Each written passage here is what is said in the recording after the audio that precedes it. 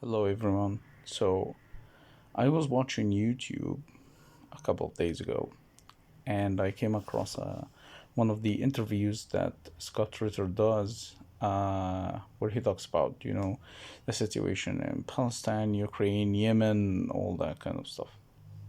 And so, um, at the end of the interview, he becomes a bit emotional and he starts to talk about how much it hurts him to be critical of the United States because it's his home, his country, and he really does not want to be critical of the United States. He believes that they are good people and all that kind of stuff. And but I'm sorry, Scott, that's just simply not true. You're not good people. You never were. And as someone who supposedly is starting to wake up to that reality, you should be able to recognize it. Maybe you don't want to face it, but look at history. Look at the stuff you've done across the globe, including stuff that you say that you were involved in, Mr. Scott. You were involved in the 90s with the Desert Storm and all that kind of stuff. And you always shrug it off and you say, yeah, we did hit some civilian targets and it was a mistake. Then you contradict yourself and you say, well, it was we couldn't find these Scud missiles and so we hit. Basically, you're saying you hit like random targets. You knew these were civilian targets, Scott. And all you have to say for it is, well, this is war, like people die. No, that's completely inaccurate. Yeah, people will die in war. It's tragedy. But doing it intentionally is a war crime, and you know that. You know it's a war crime. Just because it's gonna happen doesn't make you an asshole for doing it. You are an asshole for doing it.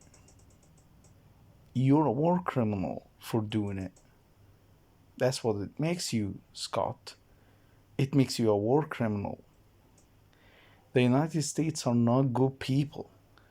You never were. You could be. You had the potential so many times you had the potential to do so.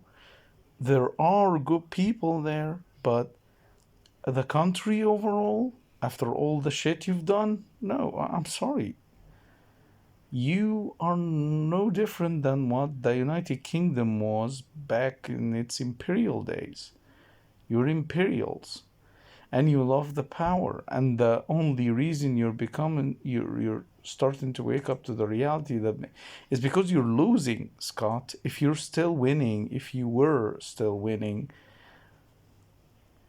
you wouldn't even have cared. You don't care.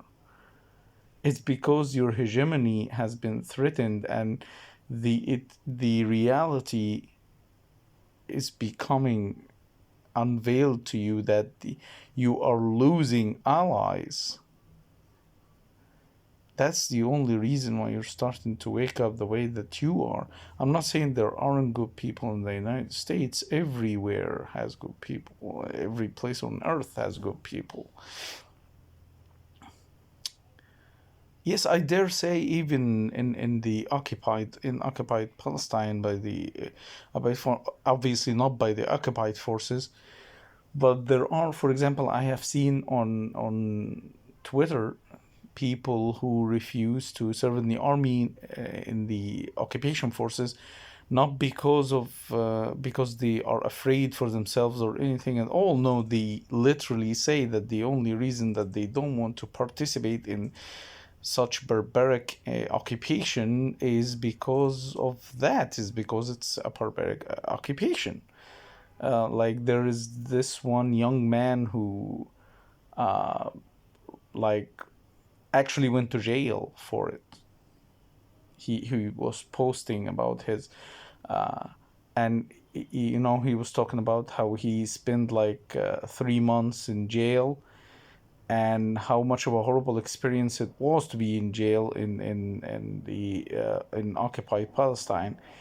And he kept wondering, like, he says, I cannot even and he says, this is me as an Israeli. Imagine what happens, because they said that it was like really horrible conditions that they were kept in. So he says, imagine what happens to Palestinian prisoners, hostages, really, because they are being kept in prison without a trial. So, yeah, hostages, basically. So, I'm sorry, Scott, like, no, we've seen your history. We've seen your history. We've seen what you've done, what you're doing. You haven't changed much lately, Scott. And you're gonna have to need to accept that reality if you truly want to solve the actual issue. The actual issue is that you're not good people and you need to do better. You need to do better. Not just you, all of us. Because now that I have to say it, I understand where you're coming from. Like, I'm Egyptian. Like, is Egypt today the country that I want it or used to perceive it to be? No, not even close.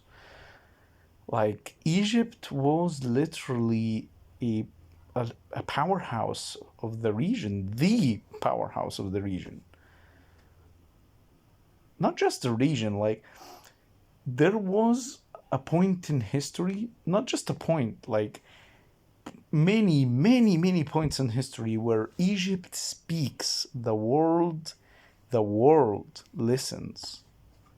There was a time where that was the reality of the situation, especially under the Islamic rule. Like, the Egypt was always a powerhouse of Islamic rule. Fighting the Crusaders, you bet. Fighting the Mongols, kicking their asses, you bet. Yeah, everywhere, even during the Ottoman rule. Like,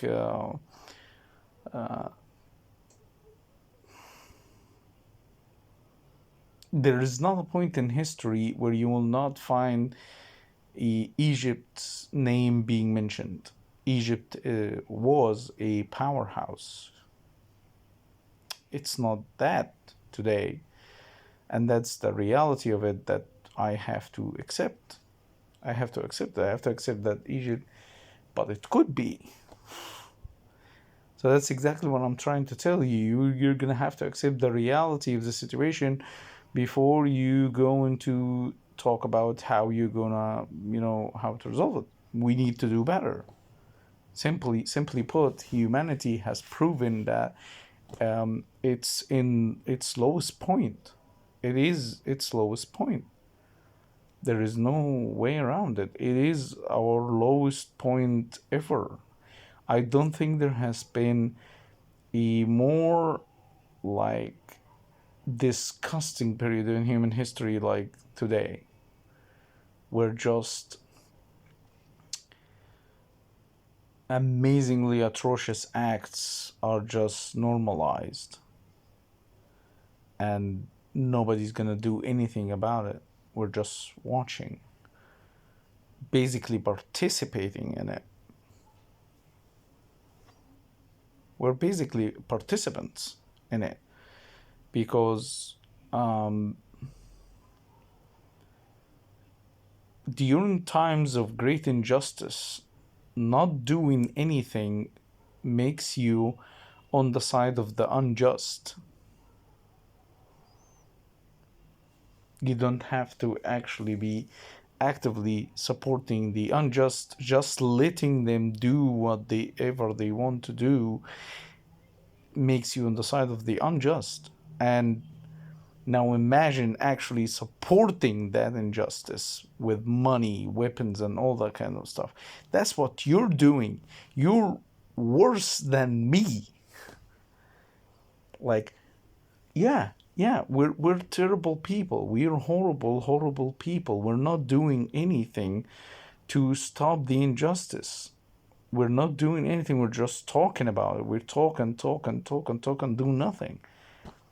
That's the situation. That's the relative situation.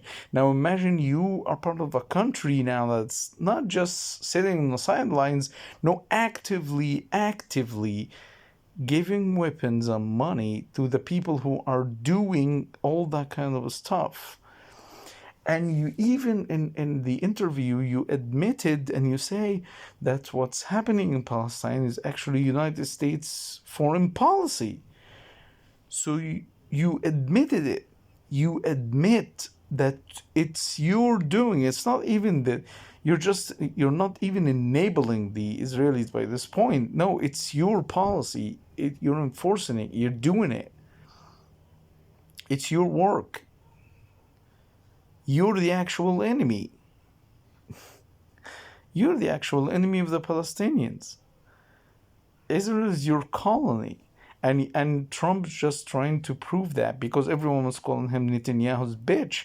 So now he's upset about it and he just wants to prove that no, it's the other way around. But by proving it's the other way around, now you're proving that you are the enemy of the Palestinian people. You are the bad guy here. You have been using all kinds of propaganda to make yourselves look like the heroes, but the truth is you were always the villains.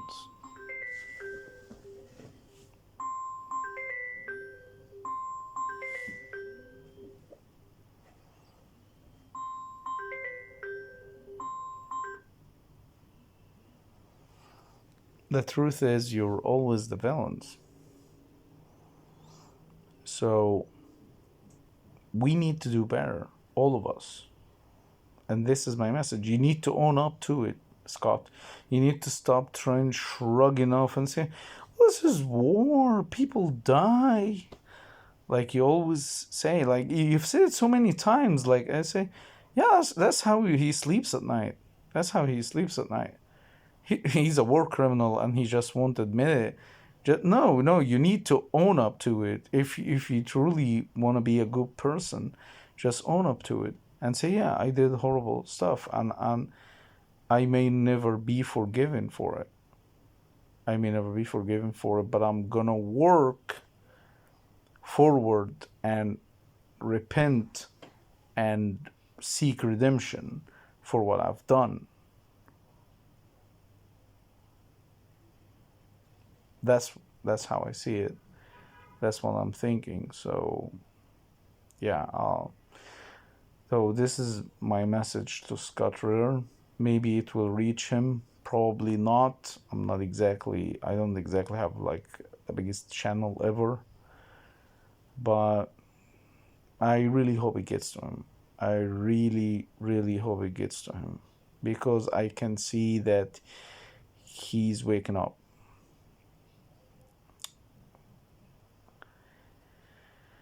And I hope the day will come where we finally see a free and happy and prosperous Palestine. Assalamu alaikum.